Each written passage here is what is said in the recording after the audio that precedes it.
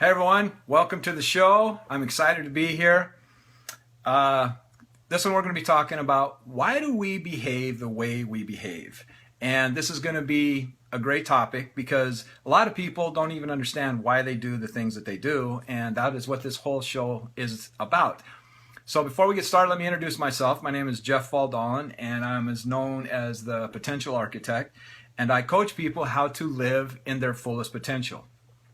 And so where do you think your behavior comes from? And this is a great question because it really helps you understand where and why we do the things that we do.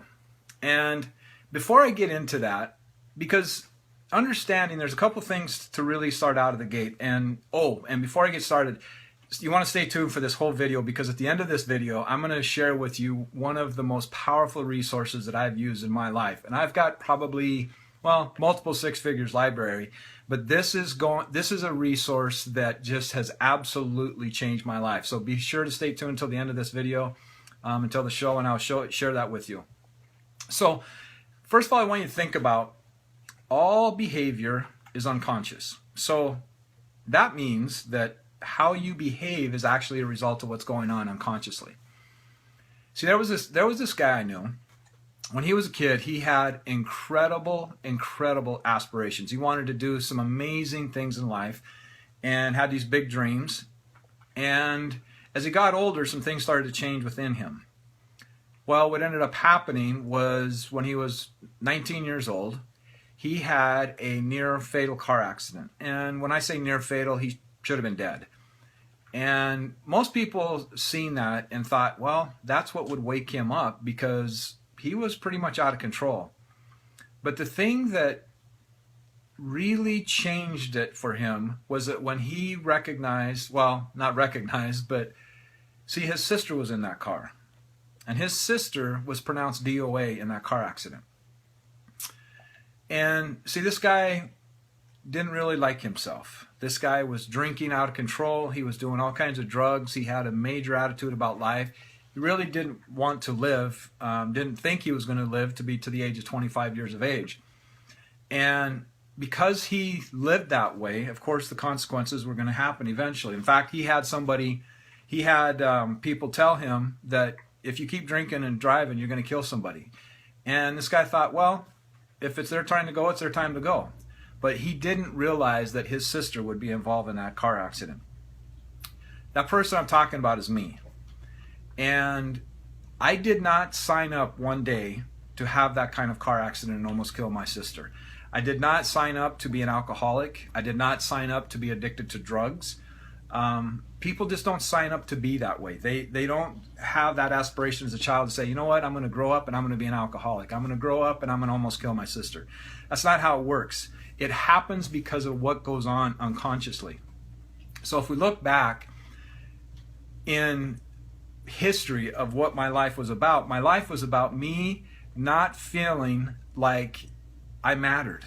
And that was a result of many things that happened in my childhood. And my parents did the best they could with what they had. And that's the same thing as what we're talking about with behavior. Behavior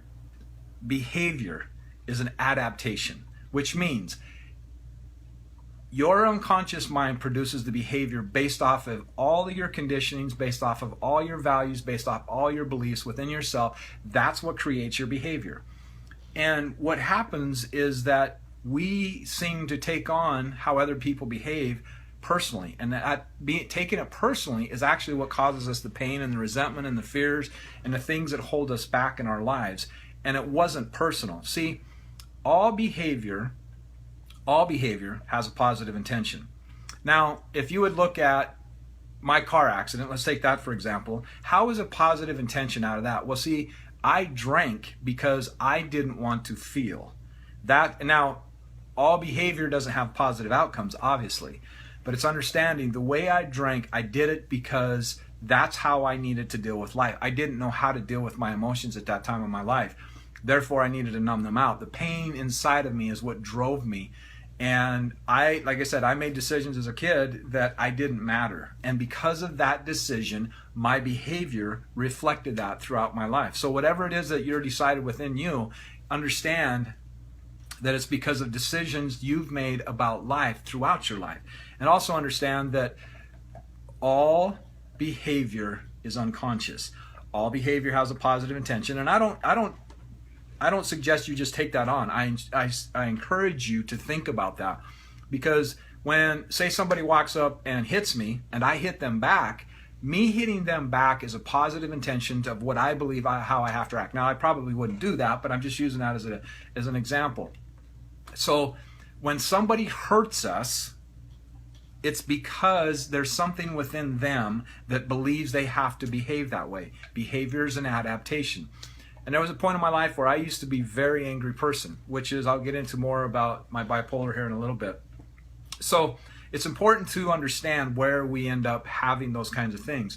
And how we can change our behaviors, understanding what it is, be aware of it, and then reverse engineering of figuring out what am we getting out of this. See, when I work with my clients, one of the things that I ask them is, how is this serving you? How is a particular behavior serving you? So for me, let's go back to me. How drinking served me was that I checked out. I didn't care. I didn't know how to deal with my emotions.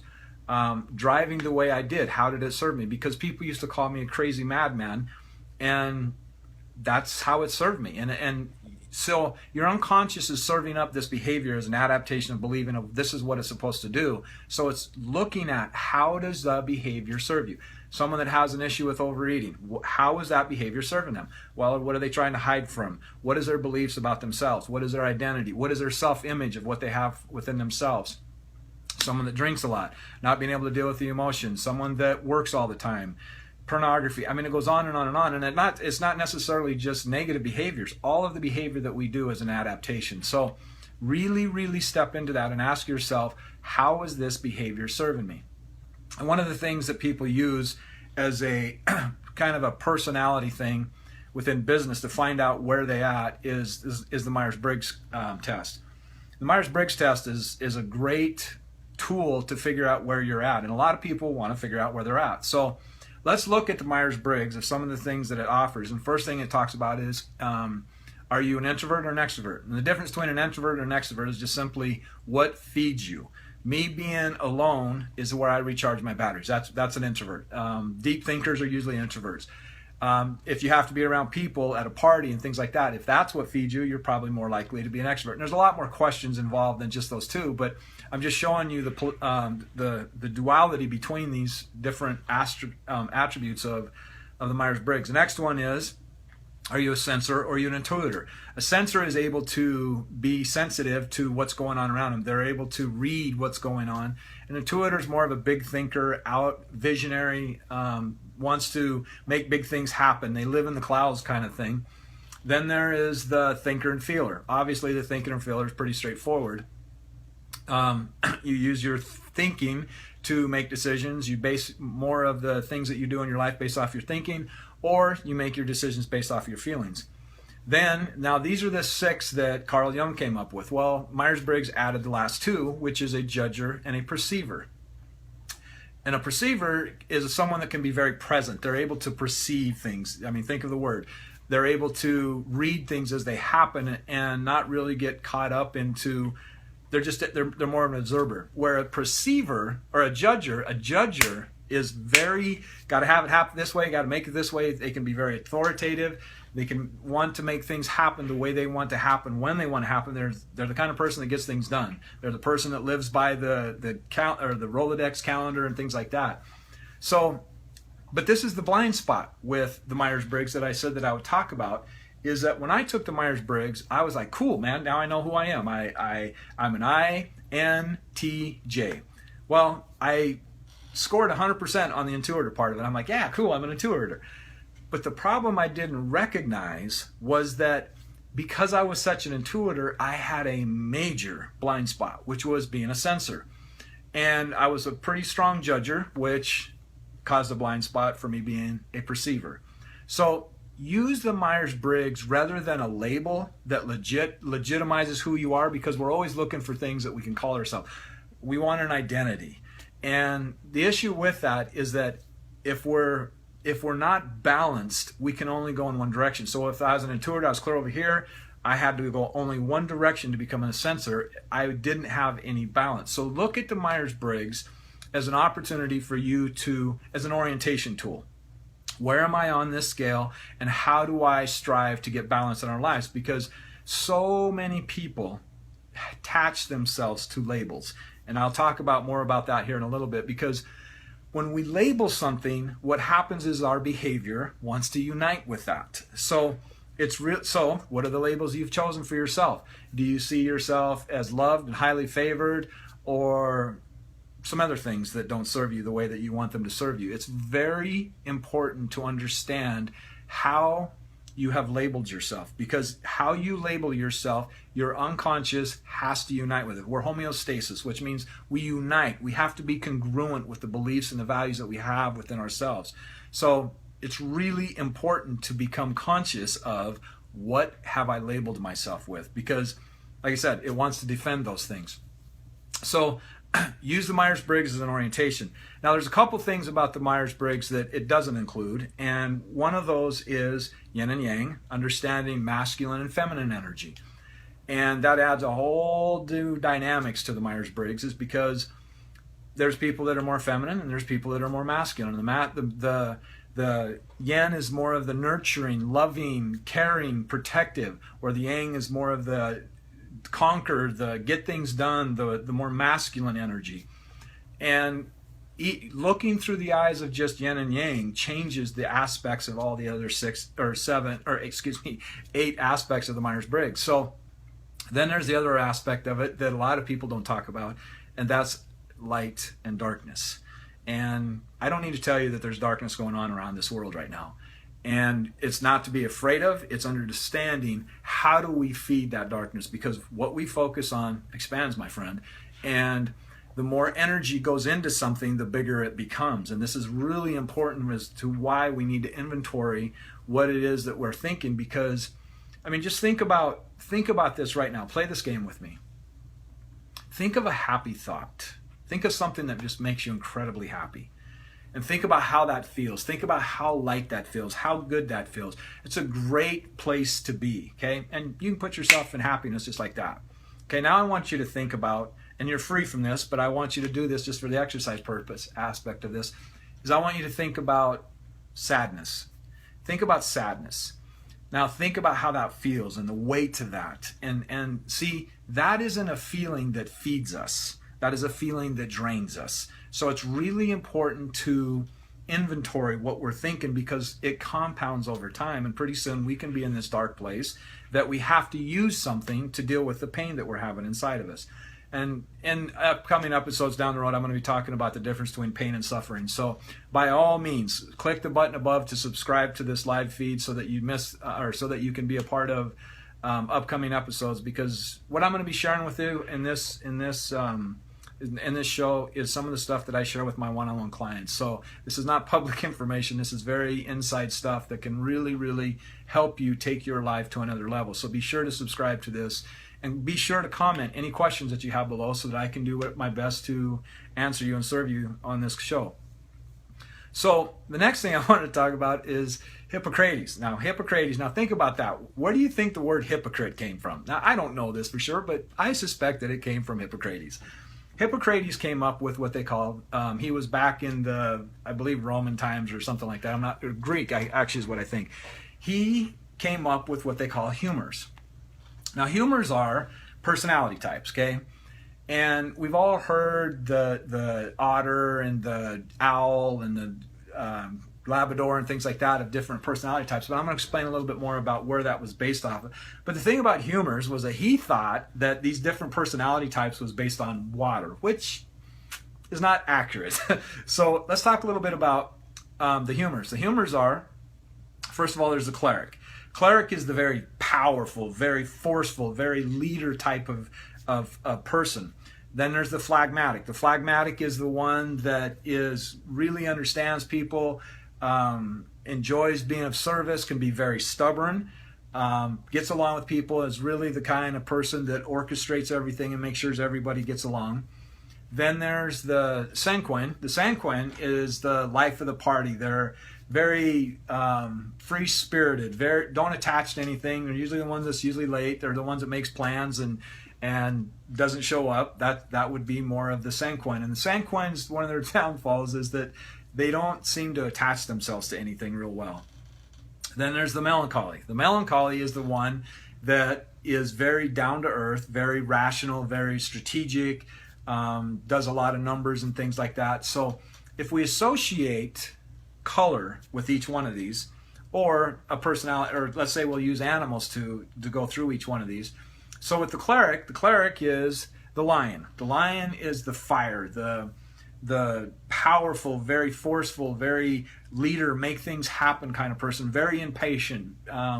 They can be dictators, they can be too forceful.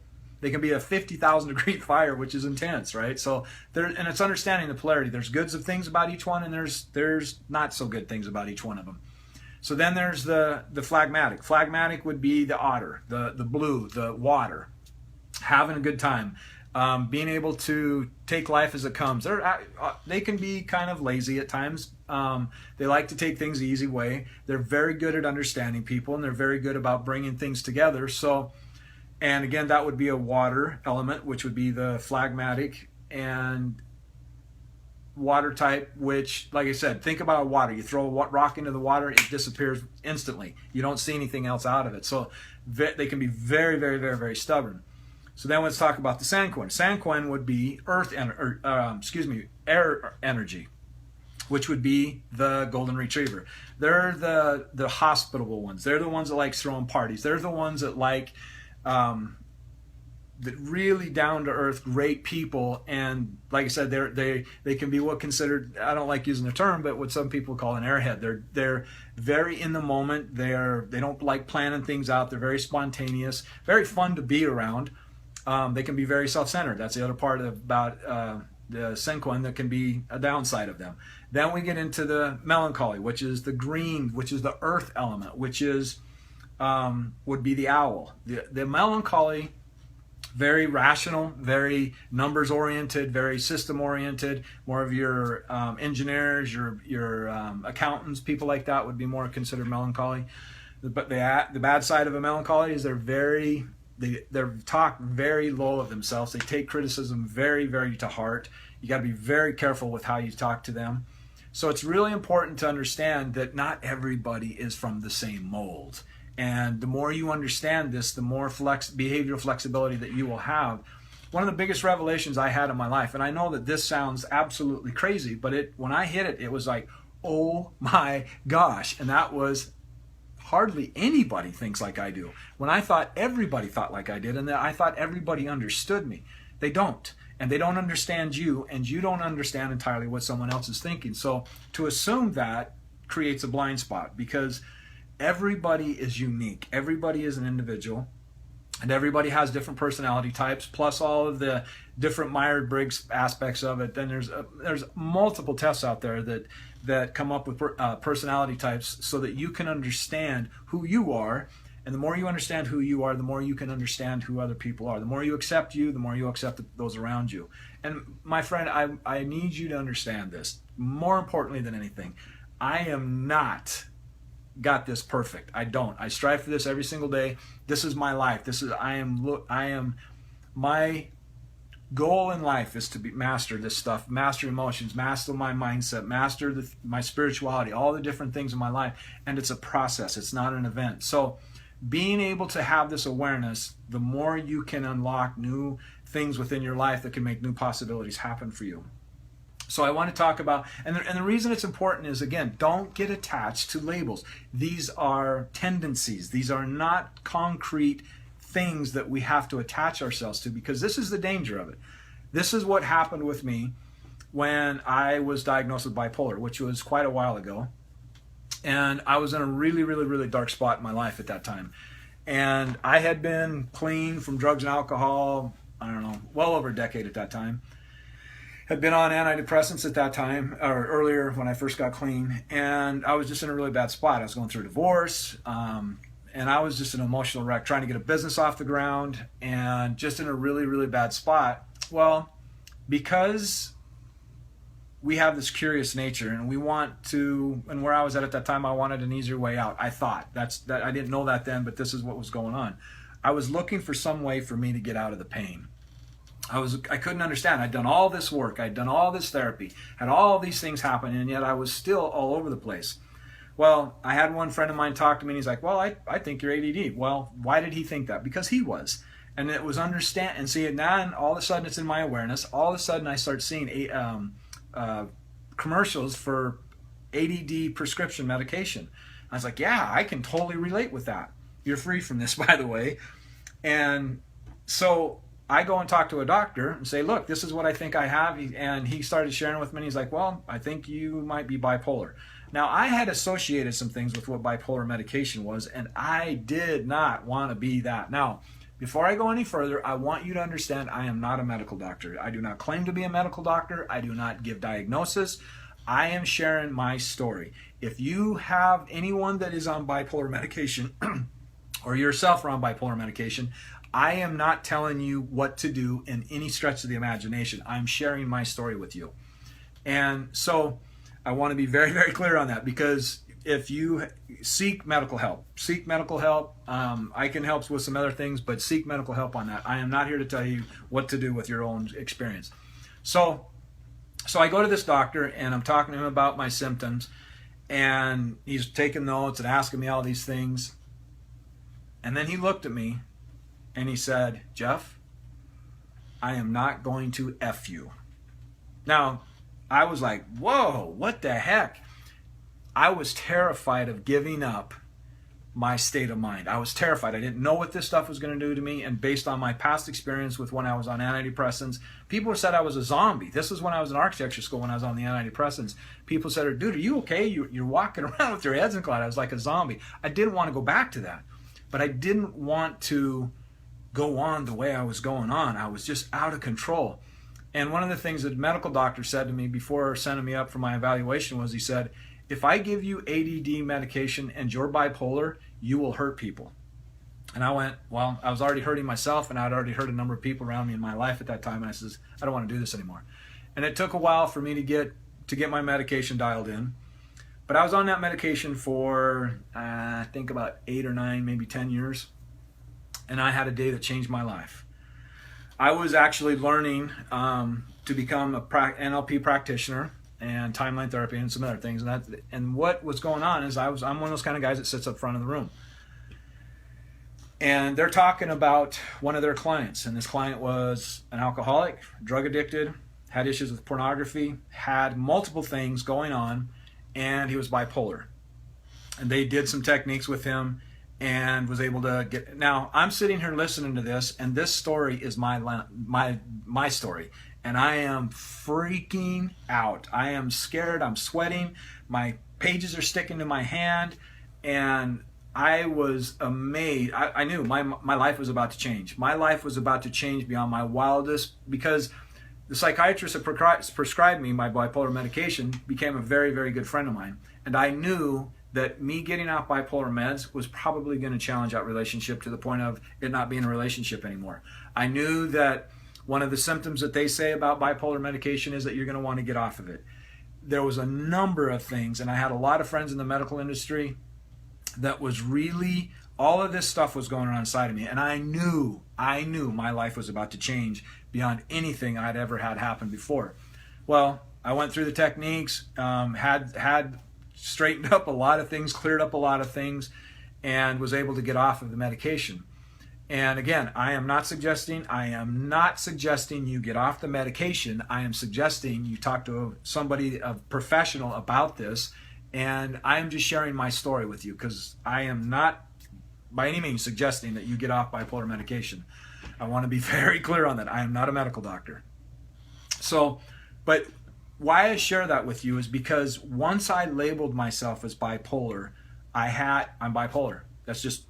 It created a complexity of neurology around that. And because, like I was saying before, our behavior wants to unite with what we believe. I believed I was bipolar. And that creates some issues. I mean, you think of it, just let's create a complexity around that. I am this.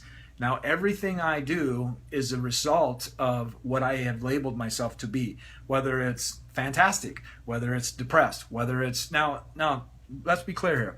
I was one of those kind of people at one time in my life that I would get so depressed, I would get in such a rut in my life that I would actually climb into that rut and I would decorate it, because it was what was familiar to me. That was all I knew. I didn't know how to change any of the things that would cause me to get out of that thing. See, familiarity is not healthy. Familiarity is just what we're used to. It's what the conditioning within our minds has created that we believe is knowns. For some people, a known hell is better than an unknown heaven.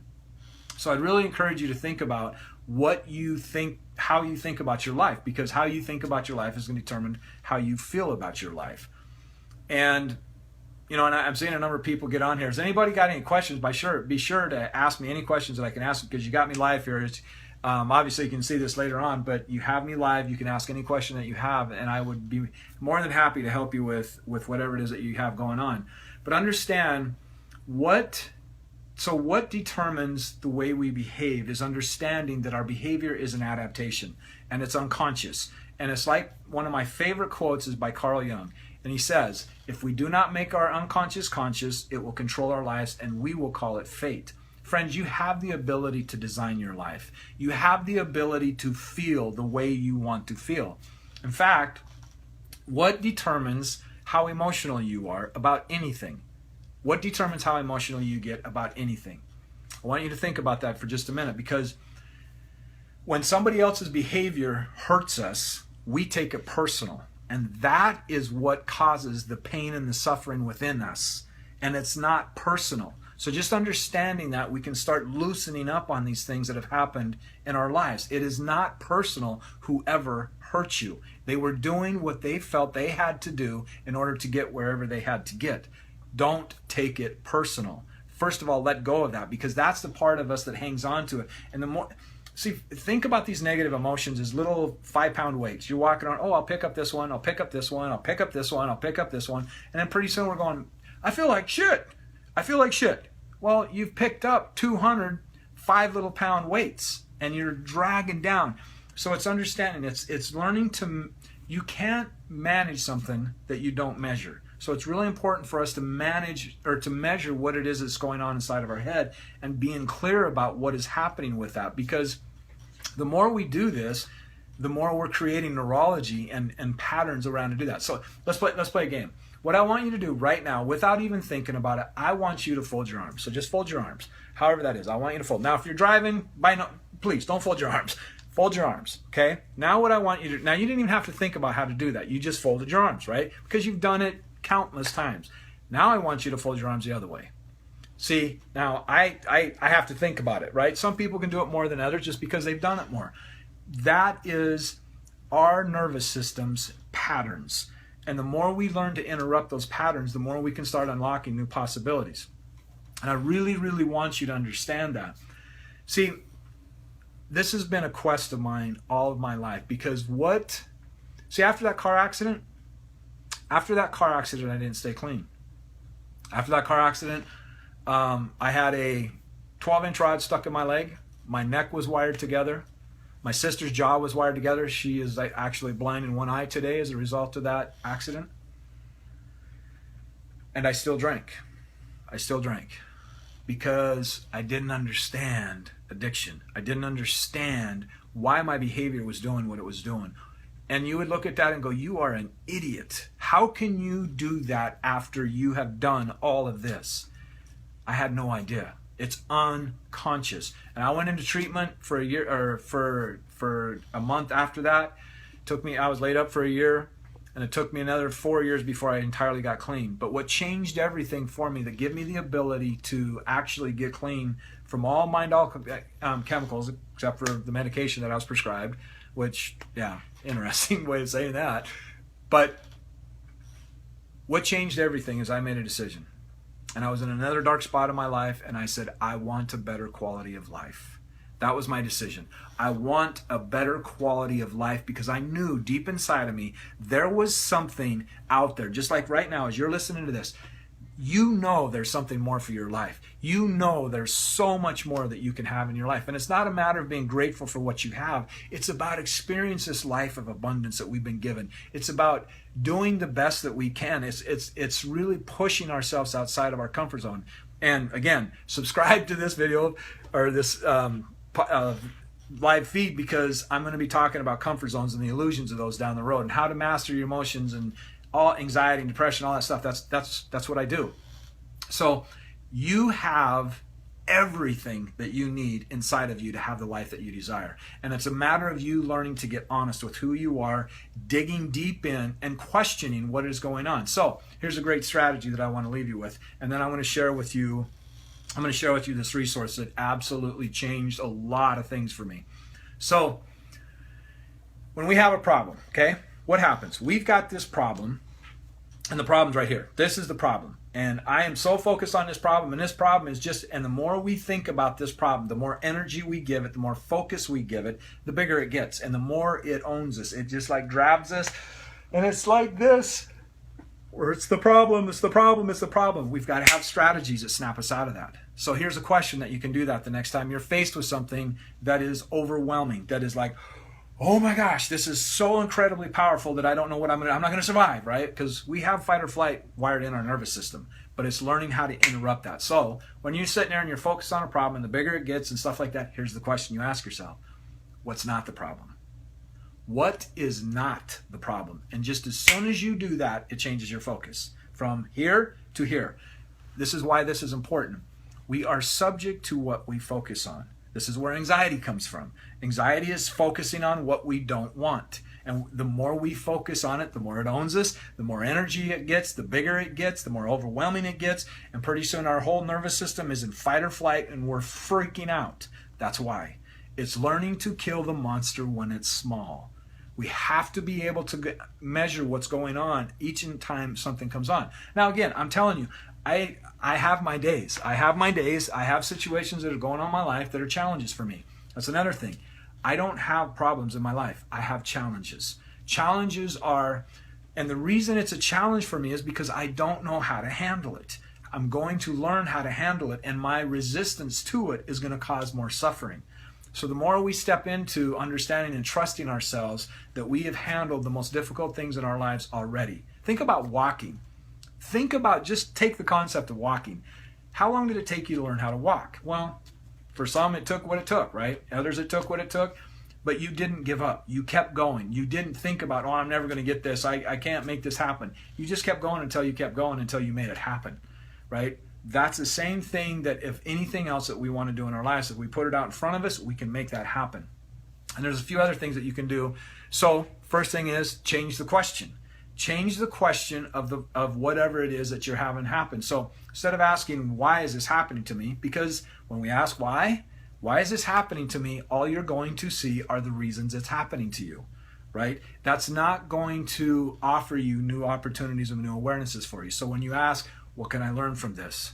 What is it about me that's feeling an angst right now or feeling uncomfortable? It's because we don't trust ourselves. Learning to trust yourself is one of the greatest skills you could ever develop. Learning to trust yourself. You've made it through everything you've made it through, whatever that is, up to this point right now. You've made it through some stuff, okay? And understand, there's going to be some other things that come up into your life that's going to make you understand new awarenesses about yourself. So with that said, what I'd like to do is why I was here teaching you these things is because, like I said, I was going to share with you a resource of mine that absolutely changed my life. And it's really understanding our mindset. Okay, our mindset is really learning how to manage that. Am I feeding myself? Am I draining myself? It's learning how to get in there and really change the thoughts that control our lives. It's learning how to put ourselves into places that don't allow that monster to get really, really, really big. And this is what I love doing. It's mind mastery, because having mind mastery allows you to do whatever you want to do in your life, and being able to get rigorously honest with yourself. Then the other part of important at having a life of better quality of life is being able to understand your power, the power of your presence, being able to change your state instantly. So when you watch people that are feeling down, Look how they walk around. Their heads down, their shoulders are slumped, they're bent over like that. You can get out of that state like that by just pulling your shoulders back, taking in a deep breath from your stomach, pulling your shoulders back, pulling your head up, standing tall. You can jump up and down. There's a lot of different ways to, because what's going on with your feelings? Where are your feelings? What is the connection of all your feelings? It's your nervous system. So it's resetting, learning how to reset your nervous system. Taking in a deep breath, flexing all of your muscles will reset your nervous system. It's learning how to stand in the power of your presence. And also, this one's huge, learning how to understand yourself, learning how to communicate with who you are, learning of how is it that you think the way you think? What is it that creates my reality? The more you understand how you create your reality, the more you understand how you can change your reality. Because how you see your reality determines how you feel, right? So it's really important of understanding how you see your reality.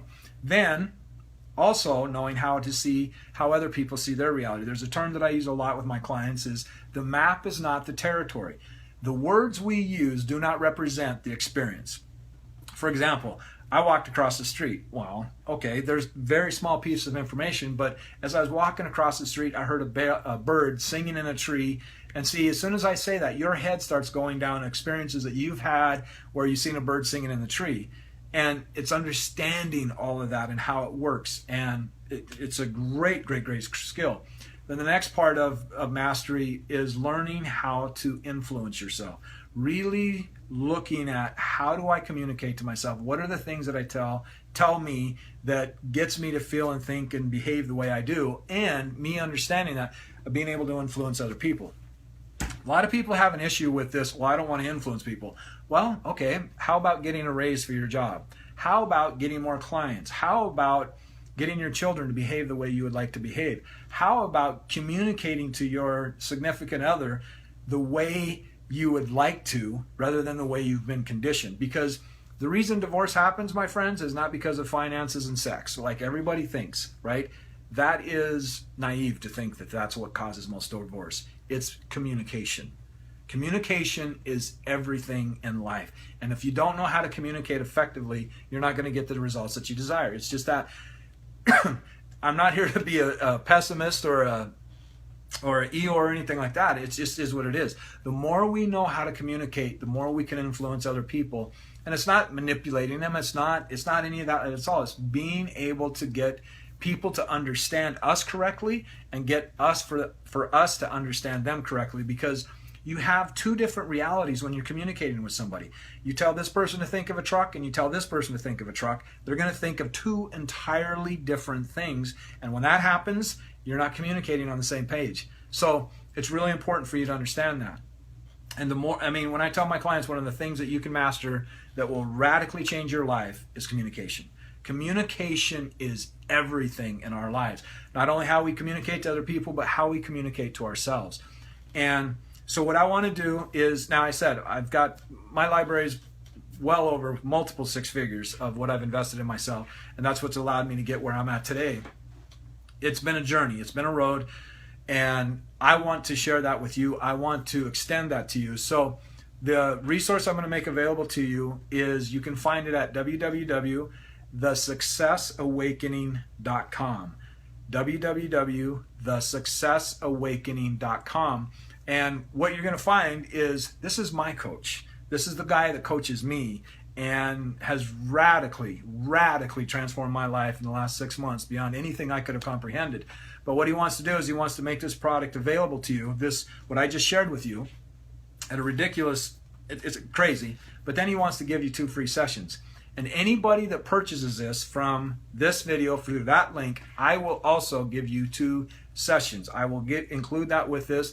And my 2 sessions, I charge $500 a session. So that's a $1,000 bonus for anybody that purchases that through the successawakening.com page. Friend, I hope you found this of value. I hope this served you. I really do, because that's why I'm here. My mission is to empower you, to get you to dig inside, to embrace the most awesome frickin' part of you, and to have that become your new reality. I understand. It's once you understand how your psychology works and you understand how our neural system works and all that, you can design it to give you the results that you want to have in any area of your life. That is my dream for you. That is what I want from you. I want you to have the most awesome life possible. The only way that is possible is for you to discover how awesome you are by putting tools in your life. And one of the tools, like I said, I've got the best of the best out there. I was trained by people that trained Tony, or that was with Tony Robbins when they were trained. I was trained by the second master NLP trainer in the world. That's who I was trained by the best. And this is one of the top programs I have gone through. And I want to extend that to you. And again, you can find that at thesuccessawakening.com. thesuccessawakening.com. That's all I got for you, my friend. I hope you have an amazing, amazing Sunday. And be looking out, again, subscribe to this live feed so that you get a notice every time that I come back on, because I've got some incredible things coming up in the very near future. So I really encourage you to be a part of this. And again, comment below. Even if you're watching this when it's not live, comment below, and I'll read all my comments and be able to do the best that I can to help you out wherever you're at. Thank you for being here. Please like this video. Please share it with other people, because there are people that need to hear this message, and they will appreciate it when you share it with them. It would mean a lot to me as well. So be blessed, my friend. God bless you with everything that you are, and live like your life depends on it, because it does, and you deserve the best. Until next time, I'm thinking about Wednesdays. We'll check it out, but stay tuned, and I'll let you know when I'll be doing this weekly, so that you can be here each and every time that I'm live. Take care, my friend. Be blessed.